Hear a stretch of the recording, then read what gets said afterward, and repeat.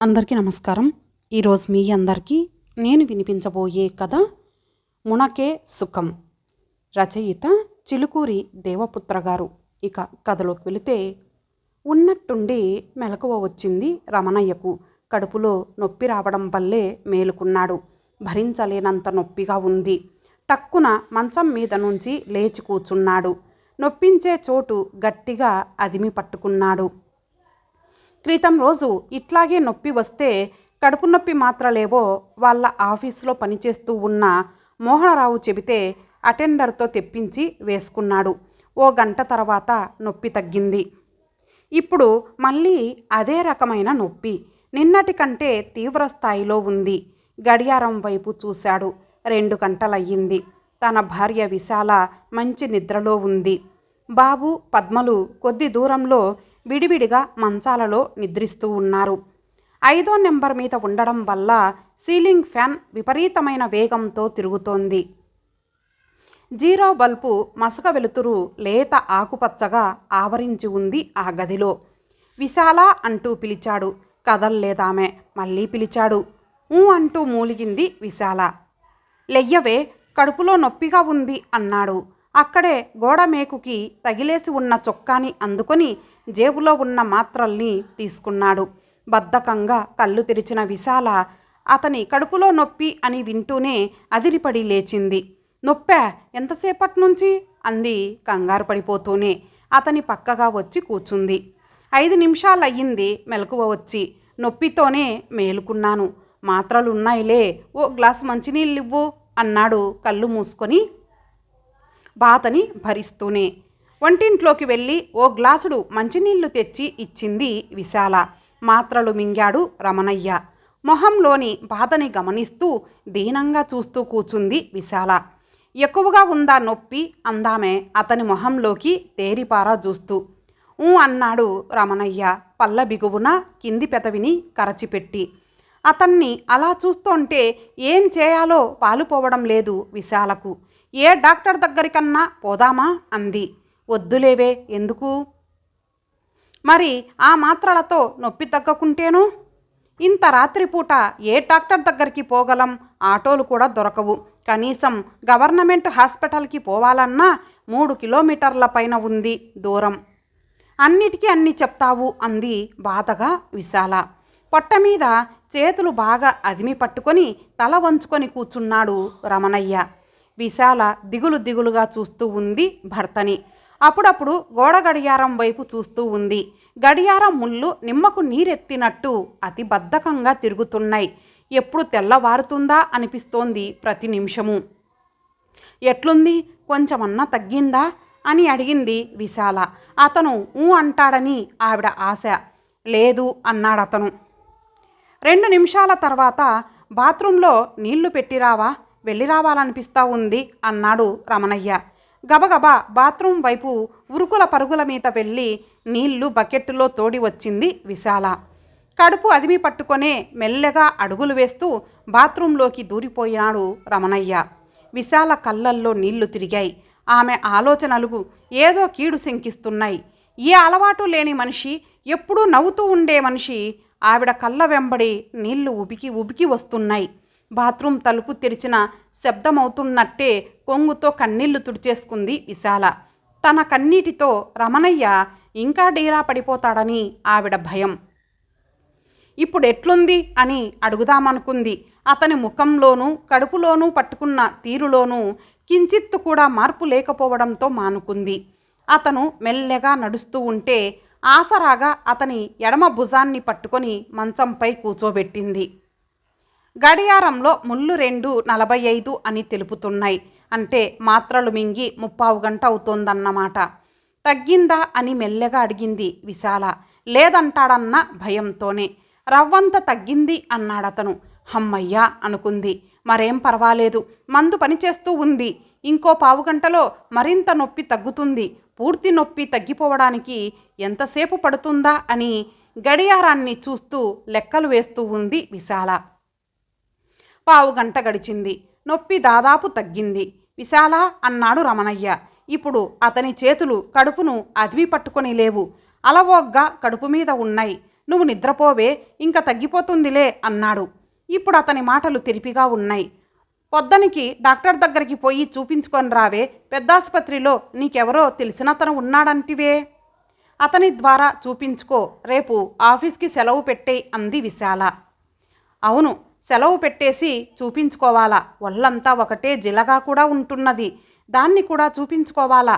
నాకు నొప్పి తగ్గింది కానీ నువ్వు నిద్రపోయే, నీ ఆరోగ్యం కూడా అంతంత మాత్రమే, నీకు నొప్పి తగ్గితే చాలెబ్బా అంటూనే పెద్దగా ఒక్కసారి ఆవులించేసి పడుకొని కళ్ళు మూసుకుంది విశాల. రమణయ్యకు ఎంత ప్రయత్నించినా నిద్ర రావడం లేదు. అతని ఆలోచనలు కుటుంబం చుట్టూ చిత్ర విచిత్రంగా పిచ్చి పిచ్చిగా సాగుతున్నాయి. తనకు వచ్చిన కడుపు నొప్పికి ఏ అల్సరో అపెండిసైటిసో కారణమైతే ఆపరేషన్ తప్పదేమో, ఇట్లా అనుకుంటూ ఉంటే అతని గుండెలు గుబగుబలాడాయి. ఎంత చిన్న ఆపరేషన్ అయినా డాక్టర్ ఫీజులు, ఇతర ఖర్చులు 10,000 దాకా అవుతాయి. దేవుడు ఎందుకు ఇలా పరీక్షిస్తున్నాడు తనని? 6 నెలల క్రితం విశాల ఆయాసంగా ఉందని, ఎదలో నొప్పిగా ఉందని అంటుంటే డాక్టర్ దగ్గరకు తీసుకెళ్లాడు. గుండెకు బైపాస్ సర్జరీ అవసరమని అన్నాడు డాక్టరు. 50,000 దాకా ఆపరేషన్ ఖర్చు కావచ్చునని చెప్పాడు కూడా. ప్రైవేట్ నర్సింగ్ హోమ్ అయితే మంచిదన్నారు చాలామంది. దాంతో దగ్గరి మిత్రులతో అప్పు చేశాడు. అక్కడికి 20,000 కావాల్సి వస్తే పిల్లల పేరిట ఉన్న రికరింగ్ డిపాజిట్లను రద్దు చేసి 50,000 జమ చేశాడు. అప్పటికి కానీ ఆపరేషన్ జరగలేదు. ఆపరేషన్ అయిపోయాక ఖర్చు అంతటితో ఆగిపోలేదు. విశాలను ఇంటికి తీసుకువచ్చాక తిండి విషయంలోనూ మందుల విషయంలోనూ ఈ 6 నెలల కాలంలో 10,000కు పైనే అయిపోయింది. ఎందుకుగాను విశాల మెడలోని తాలిబొట్టు ఉన్న బంగారు దండ, చెవుల్లోని బంగారు కమ్మలు అమ్మివేయాల్సి వచ్చింది. ఎదిగిన కూతురు ఇంట్లో ఉండగా దండని కమ్మల్ని ఇవ్వనని విశాల ఒకటే పట్టుబట్టినా రమణయ్య వినలేదు. విశాల జబ్బు కోసం చేసిన అప్పులే ఇంకా తీరలేదు. అప్పుడే ఈ కడుపు నొప్పి ఒకటి. భగవాన్, నన్ను విషమ పరీక్షకు గురిచెయ్యకు తండ్రి అంటూ మనసులోని వేడుకున్నాడు. తన వయస్సు 50 కదా, అప్పుడే తన శరీరం పనికిమాలినదైపోతోందా? ఎడమ చేతి మీద నవ్వ పుట్టినట్టయి గీరుకున్నాడు. అంతే, జల మొదలయ్యింది. గీరుతున్న కొద్దీ నవ్వలు చర్మం చిట్లి రక్తం వస్తుందా అనిపించేటట్టు. నెల క్రితం డాక్టర్ దగ్గరికి వెళ్ళి చూపించుకున్నాడు. మూత్ర పరీక్షలో ఆల్బమిన్ శాతం ఎక్కువగా ఉన్నట్టు తేలింది. ఏవేవో మందులు రాసిచ్చాడు డాక్టరు. ఆ మందుల్ని మింగుతూనే ఉన్నా నవ్వలు నయం కాలేదు. పైగా కాళ్ళు చేతులు మొహం వాస్తూ ఉన్నాయి. ఇదేం భయంకరమైన వ్యాధో! బయట ఫైర్ ఇంజన్ పెద్దగా సైరన్ శబ్దం చేస్తూ వెళ్ళింది. గది బయటికి వచ్చి చూశాడు. ఎక్కడ అంటుకొని ఉందోనని. మంటలు లేస్తున్నట్టుగా కానీ పెద్ద వెలుతురు కానీ ఎక్కడా కనుచూపు మేరలో కనిపించలేదు. ఆ ఇంటికి వచ్చిన కొత్తలో రాత్రిళ్ళు మెలకువ వస్తే ఇలా ఇంటి బయటికి వచ్చి నుంచునేవాడు. అక్కడి నుంచి తారలు నేలకు దిగినట్టు కనపడే విద్యుత్ దీపాలతో మినుకు మినుకుమంటున్న నగర సౌందర్యాన్ని అరగంట చూసి, సుదూరంగా లీలగా కనపడే బిర్లా మందిరాన్ని చూసి ఒక్కసారి తనకి ఇంత అందాన్ని చూసే అదృష్టాన్ని ఇచ్చినందుకు నమస్కరించేవాడు. ఇప్పుడు నిర్లిప్తంగా చూసి, భగవాన్, నన్ను నా కుటుంబాన్ని రక్షించు అని మొక్కుకున్నాడు. తిరిగి వచ్చి విశాల పక్కలో పడుకున్నాడు. ఎప్పుడు నిద్ర పట్టిందో తెలీదు. ఎక్కడో ఏదో చిత్రమైన శబ్దం వినిపిస్తున్నట్టు అనిపించి కళ్ళు తెరిచి చూశాడు. తను పడవలో పోతున్నాడు. పడవ ఒకటే ఊగిపోతోంది. అది సముద్రమా నదా? సముద్రమే, నిస్సందేహంగా సముద్రమే. చుట్టూతా చీకటి. ఆ చిన్న పడవలో తను ఒక్కడే. తను ఆ పడవలోకి ఎందుకు ఎక్కాడు? ఎవరు ఎక్కించారు? ఏమో. ఎక్కడికి వెళ్తోందో? ఎక్కడికో తెలీదు. ఏ దరికి ప్రయాణించాలో తెలీదు. ఏ సహాయమూ లేని చోట, ఎంత గట్టిగా అరిచినా ఎవరికీ వినిపించని చోట పడవ ఊగిపోతోంది. సముద్రపు కెరటాలు పెద్ద ఎత్తున లేస్తున్నాయి. ఈ గాలేమిటో ఇంతగా వీస్తోంది. తుఫానేమో. అవును, గాలి వాన తుఫానే. ఏం చేయడం? అరారే, పడవలోకి నీళ్లు వస్తున్నాయి. ఎక్కడైనా చిల్లు పడిందేమో. పడవ మునిగి, అవును మునిగిపోతోంది. ఏం చేయడం? తనిప్పుడు మునిగిపోతాడు. తాను ఇన్నేళ్ళు బ్రతికింది ఇందుక? దిక్కులేని చోట మునిగిపోయేటందుక? ఏది? విశాల, పద్మ ఏరి? బాబుగాడేడి? తను ఇక్కడ ఒంటరిగా మునిగిపోబోతున్నాడా? అసలు జీవితం ఏమిటి? ఇంతేనా? చావెప్పుడు ఒంటరిదేనా? తనని రక్షించే దిక్కు లేదిప్పుడు. అసలు నన్ను ఓటి పడవలోకి ఎక్కించిందెవరు? పడవ మునిగిపోతోంది. ఇప్పుడెట్లా? ఏం చేయడం? దూరంగానైనా తీరం కనపడటం లేదా? పడవ మునిగిపోయింది. తను ఈదుతూ ఉన్నాడు. ఎంతసేపు ఇలా ఈదటం? అంతులేని సముద్రంలో తను గట్టు చేరగలడా? వృధా ప్రయాస. ఈదుతూనే రక్షించండి అని అరిచాడు. కాపాడండి అంటూ గావుకేకలు పెట్టాడు. వినడానికి ఎవరున్నారు? హోరున వీచే గాలి, ఎగిసిపడే కెరటాలు తప్ప. ఈదుతూ ఉన్నాడు. భుజాలు అలసిపోయాయి, కాళ్ళు అలసిపోయాయి. ఇక తను ఈదలేడు. మునిగిపోతున్నాడు. ఊపిరాడ్డం లేదు. ఇక అయిపోయింది తన కథ. మెలకువ వచ్చేసింది. ఇంతసేపు తనని హడలు కొట్టింది కలేనన్నమాట. రమణయ్య పెదాలపై రేఖామాత్రంగా నవ్వు విరిసింది. ఇందాకటి భయంకరమైన సన్నివేశం ఇప్పుడు లేదనేనా? ఆ నవ్వు తనకి చిత్రంగా అనిపించింది. గడియారాన్ని చూశాడు. 4 గంటలు కావస్తోంది. దాదాపు గంట సేపటి నుంచి కలలో సముద్రం మధ్య చీకటిలో హోరు గాలిలో ఓటి పడవలో తను. అసలు తను ఎందుకు అంత భయపడినట్టు? అది కలే అయినా అప్పటికది నిజం. ఆ సముద్రం, ఆ పడవ, ఆ వాతావరణం అప్పటికి నిజం. ఎవరో అన్న విషయం గుర్తుకు వచ్చింది. ఈ ప్రపంచం నిజమని బ్రతుకుతున్నాం. అసలు ఈ ప్రపంచ విషయాలన్నీ ఎక్కడో మనం నిద్రిస్తూ కన్న కలలేమో. సుదీర్ఘమైన కళ. అయితే ఈ విశాల, పద్మ, బాబు, ఈ ఉద్యోగం, ఆఫీసరు కలే. ఇందాక వచ్చిన కడుపు నొప్పి కూడా కలే అయితే ఇప్పుడే వచ్చిన కళ, సముద్రం, తుఫాను, ఓటి పడవ కలలోని పీడకల అనాలేమో. తాత్వికంలోకి పోతున్నాడా తను? తనలో తనకే తెలియని ఇంత తాత్వికత ఉందా? అయినా తనకి కలలో కూడా బ్రతుకు మీద ఎంత ఆశో. ఆ భయంకర సముద్రాన్ని దిక్కుదరి కనిపించకున్నా ఈదుతూ ఉన్నాడు. అంత కష్టపడి ఈదకపోతేనేం? హాయిగా మునిగిపోయి ఉంటేనేం? ఇప్పుడిప్పుడే తనకు అర్థమవుతోంది జీవితం అంటే బ్రతకాలనే పేరాశ. ఇలా సాగిపోతూనే ఉన్నాయి రమణయ్య ఆలోచనలు. ఆలోచిస్తూనే ఎప్పుడు నిద్రలోకి జారుకున్నాడో తెలీదు. ఉదయం 8:30 అయ్యింది. రమణయ్య లేచేటప్పటికి కడుపులో చిన్నగా నొప్పి ప్రారంభమైనట్టుగా అనిపిస్తోంది. కాలకృత్యాలన్నీ యాంత్రికంగానే ముగిస్తున్నాడే కానీ తన కడుపులోని నొప్పి గురించే ఆలోచన. డాక్టర్ దగ్గరికి పోతే తనకి ఏ రోగం ఉందని నిర్ధారిస్తాడోనన్నది అతన్ని పీడిస్తోంది. ఇప్పుడు ఎట్లుంది? నొప్పి రాలేదా అంటూ ప్రతి అరగంటకు ఒకసారి అడుగుతూనే ఉంది విశాల. ఆవిడ కంగారు పడుతుందని లేదనే చెబుతున్నాడు తను. టీవీలో క్రికెట్ వస్తుంటే చూస్తున్నారు పద్మ, బాబులు.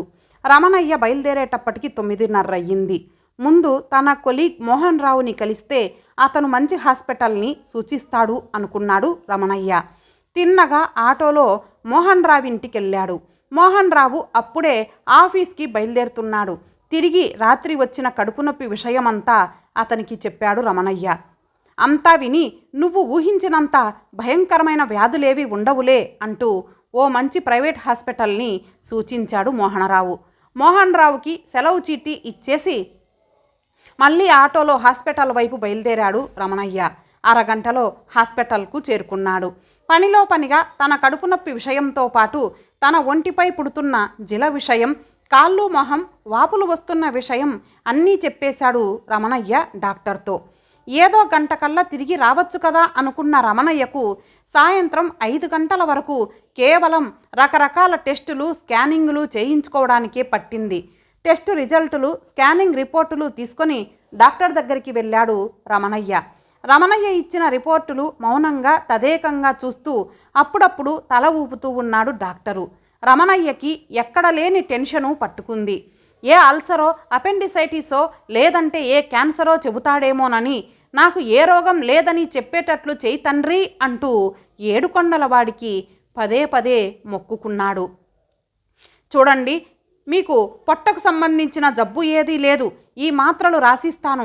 3 పూటల 2 వేసుకోండి. అయితే మీ ఒంటి మీద జిల పుడుతోంది అని చెప్పారే, దానికి కారణం మీ మూత్రంలో ఆల్బమిన్ కంటెంట్ పర్సంటేజీ ఎక్కువగా ఉండడమే. ఇంకొక విషయం మీకు చెప్పాలి. మీ కిడ్నీస్ 2 ఫెయిల్యూర్ అయిపోయాయి. అంటే మీ మూత్రపిండాలు పాడయ్యాయి అంటూ డాక్టరు అతి సామాన్య విషయంగా చెబుతుంటే పక్కలో బాంబు పడ్డట్టు అదిరిపడ్డాడు రమణయ్య. ఏమిటి సార్ మీరు చెబుతున్నది? మీ మూత్రపిండాలు పాడైపోయాయి. వాటికి వడపోసే శక్తి సన్నగిల్లింది. అందుకే మీ మూత్రంలో ఆల్బమిన్ కంటెంట్ శాతం పెరిగింది. నీరంతా శరీరంలోకి పోతోంది. అందుకే మీ కాళ్ళు చేతులు మొహం వాస్తున్నాయి. మీ శరీరం మీద జల పుడుతోంది. వీలైనంత త్వరగా మీరు ఆపరేషన్ చేయించుకోకుంటే పరిస్థితి అంత బాగుండదు అంటూ ఆపేశాడు డాక్టరు. ఎంతవుతుంది సార్? అడిగాడు వణుకుతున్న గొంతుతో. కాసేపు మౌనంగా గాల్లోకి చూసి నుదుటిపై సున్నితంగా గీరుకుంటూ, కిడ్నీ మాత్రం మీ రక్త సంబంధీకులలో ఎవరిదైనా డొనేట్ చేయాల్సిందే. ఇక ఖర్చంటారా? దాదాపు 2 లక్షలు కావచ్చు. అది ఈ హాస్పిటల్లో అయితే. వేరే నర్సింగ్ హోమ్ అయితే నాకు తెలీదు. ఇంకా ఎక్కువ కావచ్చు. అందుకే ఇక్కడే ఆపరేషన్ చేయించుకోండి. మీకు ఆందోళన పడే అవసరం లేదు మా హాస్పిటల్లో అన్నాడు డాక్టర్ వాచి చూసుకుంటూ. ఎప్పటిలోగా అన్నాడు రమణయ్య. వీలైనంత త్వరగా. పరిస్థితి విషమిస్తే ఎవరేం చేయలేరు. ఈ టాబ్లెట్లు వాడుతూ ఉండండి. కాళ్ళు మొహాలు వాపులు తగ్గుతాయి అంటూ మరో చీటీలో మందులు రాసిచ్చాడు డాక్టరు. అన్నీ వింటూనే యాంత్రికంగా చీటీ అందుకొని డాక్టర్ ఫీజు చెల్లించేసి బయటపడ్డాడు రమణయ్య. రద్దీగా ఉన్న రోడ్డు మీద మెల్లగా నడుస్తున్నాడు. సూర్యుడు ఎర్రగా పడమటి దిక్కులో జారిపోతున్నాడు. కాళ్ళ కింది భూమి కదిలిపోతున్నట్టుంది రమణయ్యకి.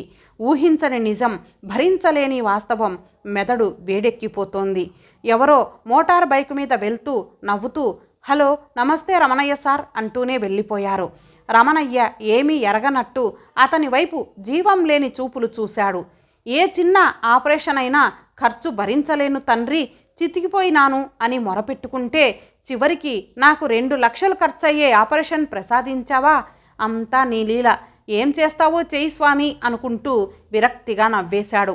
ఇప్పుడు 2 లక్షల రూపాయలు ఎవరిస్తారు? తనకేం ఆస్తులున్నాయి కనుక చివరికి సొంత ఇల్లైనా లేదే. విశాల ఆపరేషన్కైనా అప్పే ఇంకా తీరలేదు. పైగా పద్మ ఎదిగి ఉంది. ఎవరితోనైనా ఈ విషయం ఆలోచిస్తేనో? ఎందుకు ఆలోచించడం? ఎవరేం చేయగలరు? ఎవరితోనో కాదు, తనే ఆలోచించాలి, తనే నిర్ణయించుకోవాలి. తనదిప్పుడు ఏమి చేయాలో తోచని నిస్సహాయ స్థితి. బస్టాండు దగ్గరికి చేరుకున్నాడు. అక్కడ ఉన్న సిమెంట్ బెంచీ మీద చేష్టలుడిగి కూర్చున్నాడు. సిటీ బస్సులు వస్తున్నాయి పోతున్నాయి. తను ఏ బస్సుకు పోవాలని లేదు. ఏదో ఆలోచిస్తూనే ఉన్నాడు. బాగా చీకటి పడిపోయింది. ఏదో నిర్ణయానికి వచ్చినట్టు అనిపించింది. తన రోగం గురించి, దాన్ని బాగు చేయడానికి అయ్యే ఖర్చు గురించి ఎవరికీ చెప్పే ప్రసక్తే లేదు. ఎవరైనా ఒకవేళ అప్పు ఇస్తే ఆ డబ్బుతో ఆపరేషన్ చేయించుకొని ఇంటిల్లిపాదిని అప్పుల్లో ముంచడం తనకిష్టం లేదు. ప్రస్తుతం తన కుటుంబానికి తను ఆపరేషన్ వల్ల బతకడం కంటే ఆపరేషన్ లేకుండా చావటం వల్లే ఎక్కువ ప్రయోజనం. పద్మకి ఉద్యోగం ఇస్తారు. గ్రాట్యుటీ డబ్బుతో దానికి పెళ్ళి అవుతుంది. అంతో ఇంతో వచ్చే పెన్షన్తో విశాల, బాబులు ఏదో ఒక రకంగా జీవిస్తారు. వచ్చే ప్రావిడెంట్ ఫండుతో ఉన్న అప్పులు తీరిపోతాయి. సార్ ఆటో అన్న పిలుపుతో తెప్పరిల్లి చూశాడు రమణయ్య. ఎదురుగా ఆటో నిలబడి ఉంది. ఆటోలోంచి డ్రైవరు తన వైపే చూస్తూ ఉన్నాడు. మారు మాట్లాడకుండా తన ఇల్లు ఎక్కడున్నది అతనికి చెప్పేసి ఆటోలో కూర్చున్నాడు. 40 నిమిషాల్లో ఆటో ఇంటి ముందు ఆగింది. డబ్బు చెల్లించేసి ఇంట్లోకి అడుగు పెడుతుంటే ఎదురొచ్చి ఆత్రంగా, పొద్దున్నుంచి ఒకటే భయపడ్డాను. ఏ ఆసుపత్రిలో అడ్మిట్ అయ్యారోనని. హమ్మయ్య వచ్చినావు, అంతే చాలు. నొప్పి ఎట్లుంది? డాక్టర్ ఏమన్నాడు? అంటూ ప్రశ్నల వర్షం కురిపించింది విశాల కళ్ళల్లో తడితో. విశాల వైపు చూడకుండా బట్టలు విప్పేసే నెపంతో పక్కకు తిరిగి ఏమంటాడు? అన్ని టెస్టులు, స్కానింగ్లు చేయించినాడు. నా జేబులో డబ్బంతా ఖర్చయిపోయాక నీకు ఏ రోగం లేదు, ఉక్కు ముక్కలా ఉన్నావు పోవయ్యా. నొప్పి వస్తే ఈ మాత్రలేసుకో అన్నాడు అంటూ డాక్టర్ ఇచ్చిన చీటీలు ఆవిడ చేతిలో ఉంచాడు. అమ్మయ్య, నీకు ఏ జబ్బు లేకుంటే అంతకంటే కావలసిందేముందండి, అంతా ఏడుకొండలవాడి దయ అంది ఆనందంగా విశాల. అక్కడి నుంచి బాత్రూం వైపు సాగిపోయాడు రమణయ్య. ఇంతటితో ఈ కథ సమాప్తం. మరలా మరొక మంచి కథతో కలుద్దాం. అంతవరకు సెలవు. నమస్తే.